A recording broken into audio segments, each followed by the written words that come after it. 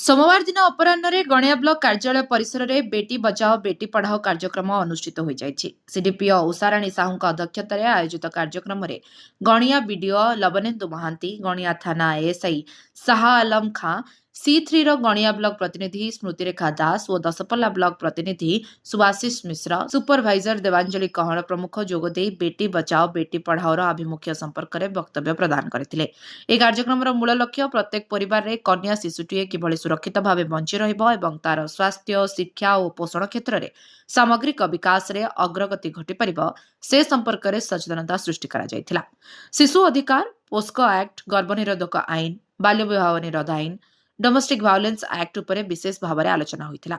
समाज रे कन्या भ्रूण हत्या बढ़ुतबारु कन्या भ्रूण हत्या बंद करबा सह बेटी बचाओ बेटी पढ़ाओ योजना प्रधानमंत्री एक जुगांतकारी पदक्षेप बोली वक्ता माने निज वक्तव्य रे एसआई श्रीजुक्त खां कहिथिले।